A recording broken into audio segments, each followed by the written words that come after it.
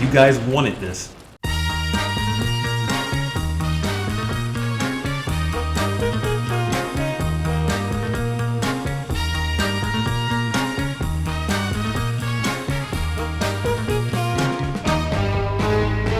Return of Ultraman was a major milestone for the Ultra series. It not only brought the franchise into the 70s, it, along with Kamen Rider, reignited mainstream interest in tokusatsu and kick-started the second kaiju boom. Following in the wake of the show's success were countless sequels, imitations, spin-offs, and the like. It was the age of heroes.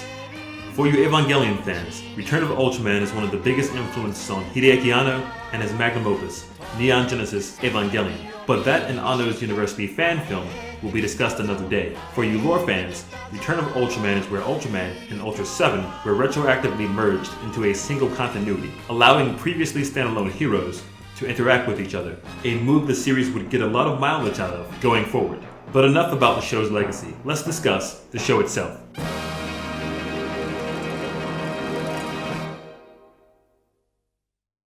At this point, you should know the drill. An alien from the land of light takes human form in order to live on Earth and help a paramilitary organization battle larger-than-life threats. In this case, Ultraman, or Shinman, later renamed Ultraman Jack in the 1980s to distinguish him from the original hero, is the title character, and Matt, short for Monster Attack Team, is the paramilitary force. Otherwise, this show follows the aforementioned formula to a T, and it's the third time on this rodeo. So, it might be more productive to discuss what sets Return of Ultraman apart from what came before. The bread and butter of Ultra Q was mystery, Ultraman was usually a lighthearted fantasy, and Ultra 7, at its best, was social commentary through the lens of science fiction. Return of Ultraman leans more on human drama, and a large amount of it is done through its lead character, Hideki Go. Unlike the previous leads, Go is shown to have responsibilities, interests, and obligations outside of wandering the halls of headquarters and slaying the beast of the week. He has a hobby, a girlfriend, friends, and he has to strike the right balance between the personal and the professional. The Call of Duty sometimes leaves his girlfriend, Aki, walking home alone early from what was supposed to be a romantic night, or believing Go isn't being faithful. A few enemies take advantage of his personal life, and one instance has especially tragic results. Go starts less mature than the heroes of the past. While good-natured, his mistakes are numerous and his flaws bring him into conflict with the people around him. At one point he is fired from Matt, at another point he quits. And even in the heroics department, Go relies more on Matt than Hayata depended on the Science Patrol in Ultraman, or Dan on the Ultra Guard in Ultra 7. Go must learn new skills and has to acquire weapons to level the playing field between him and his enemies. Another difference between Go and the previous leads is that Go doesn't need a device to change forms. Hayata had the Beta Capsule, Dan the Ultra Eye. Go transforms by sheer willpower.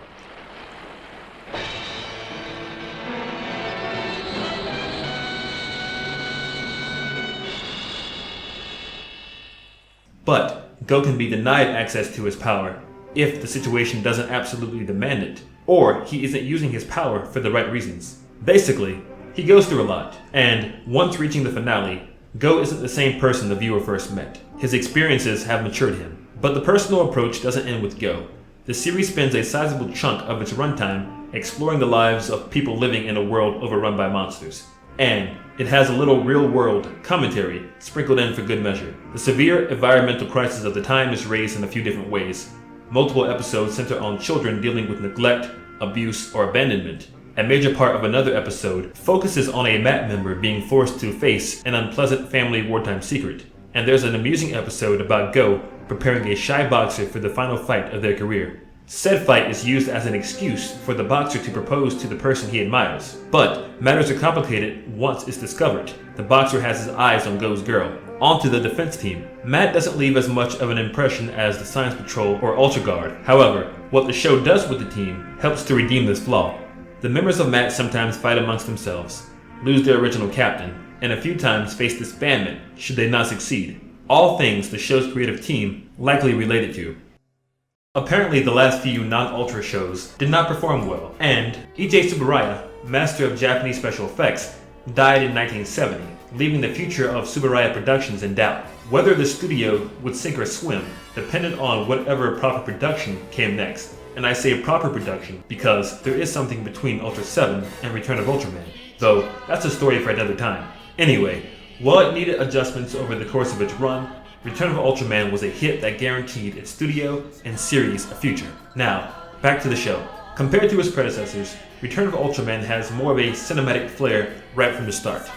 Ishiro Honda, who directed the original Godzilla film and several of its sequels, probably had a hand in that. Honda was picked to helm the debut episode as a means to give the show credibility, and he would return to direct several additional episodes. What also helps is that most of the directors and cinematographers seem to have taken Akio Jisoji's work into consideration when shooting this show. Jisoji has no directing credits this time around, and no director here is quite up to his level, but attempting to emulate his style lent the show a unique look. More than their previous shows, Return of Ultraman is full of eye-catching visuals, and, thankfully, it's typically used in service of great material. The series blends action, drama, and comedy across its 51-episode run. It has some of the darkest material seen in an Ultra series up to this point, yet there's just as much, if not more, triumph, humor, and lightheartedness. So let's look at a few successful dramatic beats and ideas from a series full of them. Episode 33, The Monster Tamer and the Boy, is perhaps the cream of the crop. Most of the episode is spent on a child who almost everyone mistreats. They believe the kid is an alien, so they do everything they can to make his life miserable. Go looks into the matter and discovers the boy is human, although the boy does have a secret. He lives with a friendly alien, and the alien treats the boy like a son. It turns out the alien's top priority is locating his misplaced spacecraft before he's killed by the polluted skies of Earth. Though eventually the hatred of the townspeople boils over, and they take the alien's life in cold blood. Unfortunately, the alien was keeping a monster restrained, and with his death, the monster is free to wreak havoc. Go, disgusted with the town, hesitates about stopping the monster. He seems to seriously consider allowing the town to burn.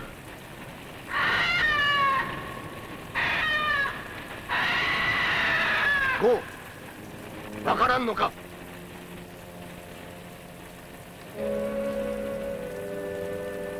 But in a moment that implies he knows Go's secret, Captain Ibuki snaps Go out of his trance and sends him to fight the monster alone. This episode is an absolute gem through and through. Episode 31, In Between Devil and Angel, has Return of Ultraman revisiting a concept from Ultra 7 and improving upon it. Instead of using an older scientist as the alien in Ultra 7 did, this alien assumes the form of a deaf child and befriends Captain Ibuki's daughter in order to infiltrate Mad Headquarters. The alien telepathically communicates with Go to warn him that his days are numbered.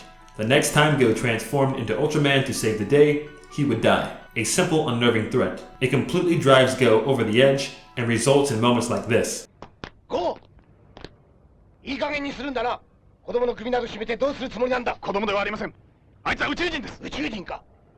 宇宙人だってことを強引に白状させようとしたわけか。白状などさせる気はありません。殺すつもりでした。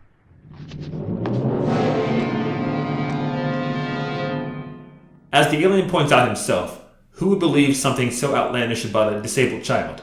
Thankfully, when push comes to shove, Captain Ibuki sees through the deception and saves the day. He winds up shooting the alien, still in human form, in its neck. Yup, that's the sight of a dying child, blood gushing from his neck and all. What really seals the deal for this fantastic episode is its ending. 僕なら、あの少年は遠い外国に行ったと言いますね。お嬢さんの心を傷つけないためにも。いや、君はそう言ってくれるのはありがたいが、やはり事実を話すつもりだ。人間の子は人間の子さ。天使を夢見させてはいかんよ。Episode 21, The Monster Channel, is about a monster that eats airwaves and broadcasts the destruction of the aircraft it attacks. The episode seems to poke fun at the amount of influence television has over people's lives. Perhaps extra relevant back in its day, considering that television was actively killing the Japanese film industry, and the Ultra series itself played a big role in the transition of monsters from the silver screen to TV.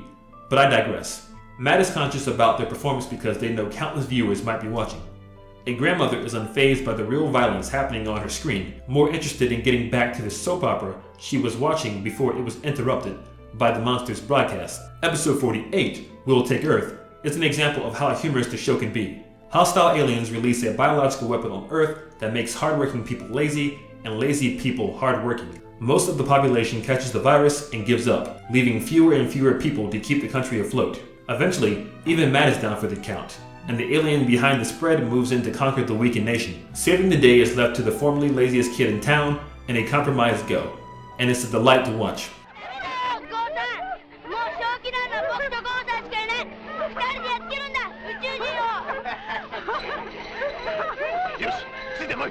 Speaking of children, one of my favorite aspects about the series is the bond between Go and Jiro.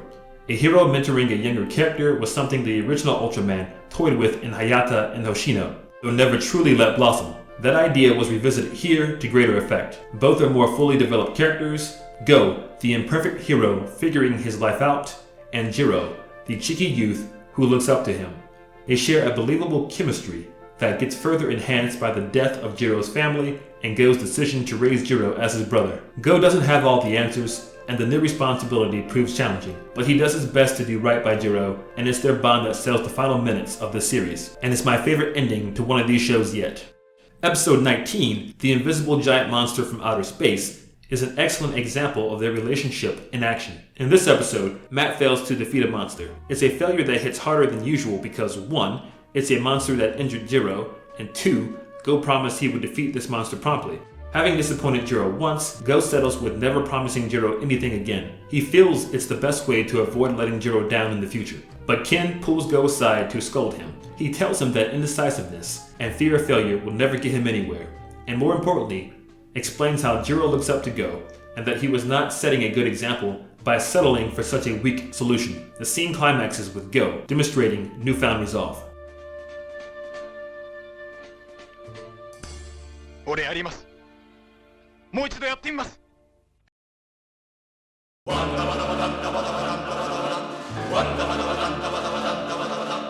Return of Ultraman is packed with action. Action bigger and bolder than before.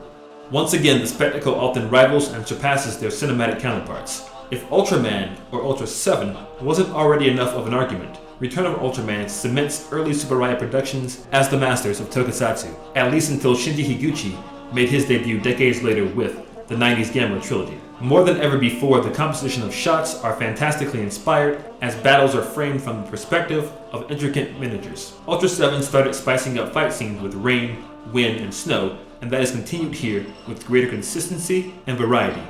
The combat Go engages in is typically more sophisticated than a lot of what happened in the original Ultraman or Ultra 7. His signature Ultra Kick gives him an excuse to leap chaotically across the set, and the Ultra Bracelet opens the door to a number of new and insane dramatic opportunities. There was always insanity in the Ultra series. The two previous heroes pulled a couple of novel tricks from their sleeves when the situation demanded, but the Ultra Bracelet is on a completely different level, whatever level planet busting would be on. Do you think a Yeti-like monster freezing and ripping Ultraman apart limb from limb is enough to keep the hero down? Think again. One flash from that bracelet and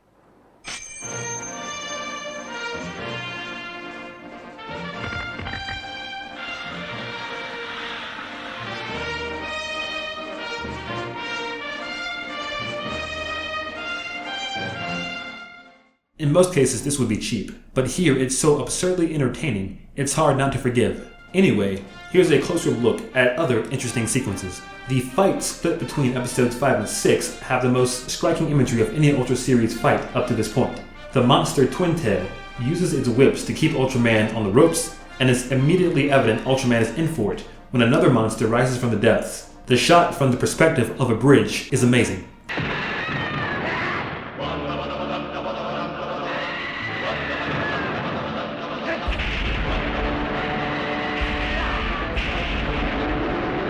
The majority of episode 33's climax is a long take that tracks the battle between Ultraman and his enemy across an oil refinery. While the choreography isn't as refined as usual, the combatants are honestly just slugging it out, and within context, it's pretty appropriate.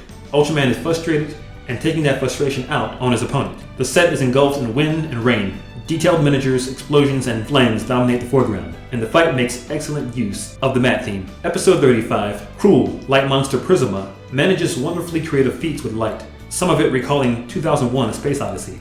Episode 23, Dirt Monster Spit Out the Stars, has Ultraman battle a star-eating entity. The eerie music and editing gives the fight a surreal vibe. A fittingly unorthodox fight featuring an unorthodox opponent. Episodes 13 and 14 are loaded with great set pieces. Some of the tsunami effects haven't aged well even given their age and budget, yet the ambition and imagination on display deserves applause. Lastly, I'm very fond of how the boxing match and monster fight are intercut in episode 27, Go to Hell with This Blow.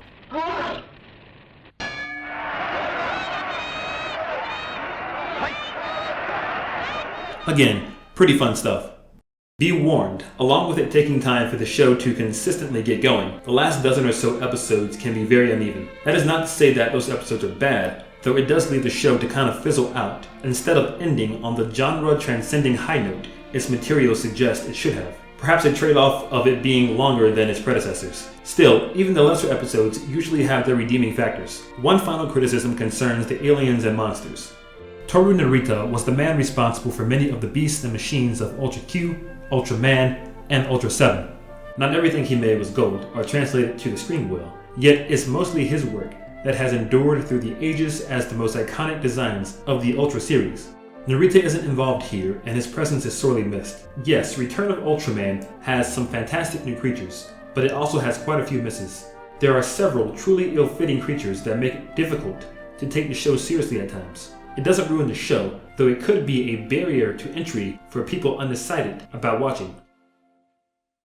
Return of Ultraman contains some of the absolute heights of the Ultra series. Going in this direction with the Ultraman formula was an inspired choice that proves mostly successful, even if plenty of potential is left on the table. I think a shorter show that emphasizes its characters more than this one does over its Monster of the Week obligations would unquestionably surpass its predecessors. Still, Return of Ultraman proves a worthy addition to its franchise and one of the highlights of tokusatsu in general. Like its predecessors, what it sometimes might lack in nuance or consistency, it tends to more than compensate for in style, heart, and entertainment. And by the end of its run, it might have you reciting the 5 Ultra Oaths.